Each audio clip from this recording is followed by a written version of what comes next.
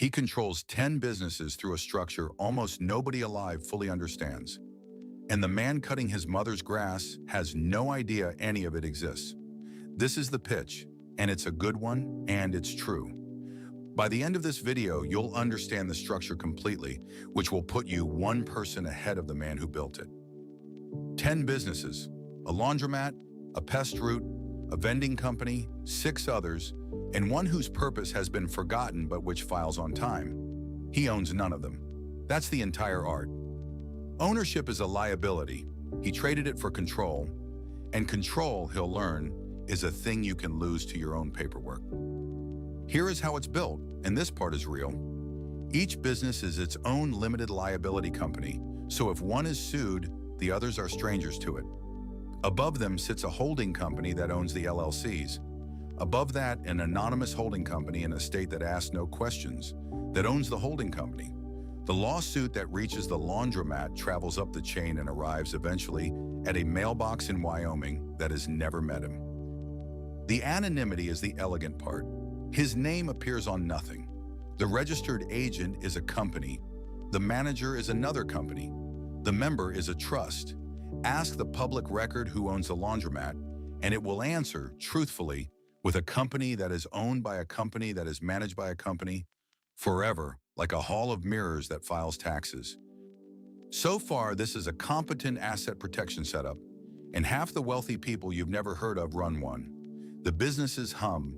Each distributes its profit up the chain, and after the management fees and the intercompany loans and the 10 layers of paperwork, the amount that reaches him personally monthly to spend on his own life is $1,890. The rest stays in the structure, protected. He designed it this way. He'll remember designing it this way.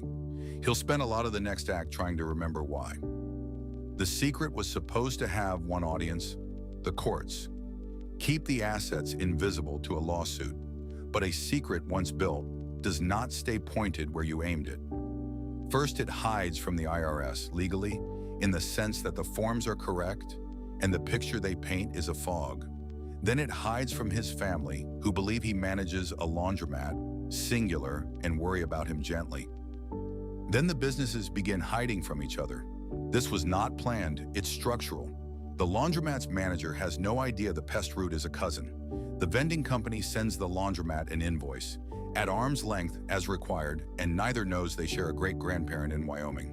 He has built 10 businesses that are legally forbidden from recognizing one another at a party. He is the only one who knows they're related, which makes him the only load-bearing wall in a building designed to have none. And here is where it turns quietly on a Tuesday. He needs a document, the original operating agreement for Holdco 3, and he cannot find who has signing authority because the signer is an entity, and the entity is managed by another entity, and the natural person at the bottom of that particular chain is, according to the record, him in a capacity he does not remember accepting. He has emailed himself in 2 different corporate hats, and neither hat has replied. He decides to simplify. Any reasonable man would. He'll collapse a few layers, pull some money out, make the thing legible again. He drafts the request and discovers he must submit it to the holding company, which must be approved by its manager, which is a trust whose trustee is an entity, whose sole member is, follow the ring all the way around, the holding company. He has asked permission of a circle. The circle has referred him to itself. He keeps the paperwork that runs all of this in a unit across town. 400 pages of operating agreements, cross-indemnifications, and management contracts in a filing box, on a folding chair, under a bare bulb. He hired a lawyer to read it end to end. She read it for 6 weeks and then referred him to a second lawyer. No living person has read the whole structure and understood it at once, which was, technically, the goal. In storage, nobody has standing. He tries the direct approach, walks into his own laundromat, the original one, the first business, and asks the manager for $1,000 from the register as the owner. The manager, who is loyal and correct, asks which entity he represents and for documentation of his authority over that entity. He does not have it on him.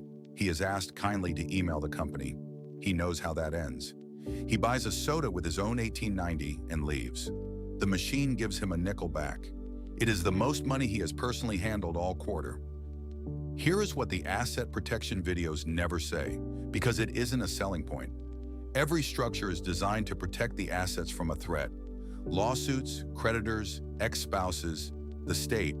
You build the walls facing outward, but the model has to name the single greatest statistical risk to a fortune. And if it's honest, and paperwork is always honest, it just isn't clear. The greatest risk to the money is the person most able to spend it, which is you. The structure protected the assets from their likeliest destroyer, exactly as designed. It protected them from you. It worked. It's the only thing in personal finance that fully worked. So he lives on the 1890, which is protected only in the sense that no one, including him, can get at the rest. His net worth is enormous and entirely theoretical, like a star you can see but not visit.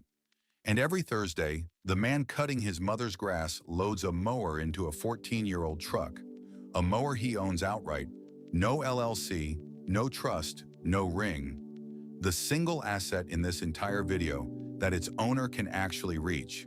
He gets paid in cash. He can touch every dollar he has ever earned. He is, by the only measure that turns out to matter, the wealthier of the two men in this story. The life of a holding company owner managing 10 businesses in secret. He built a structure almost nobody alive fully understands. He succeeded.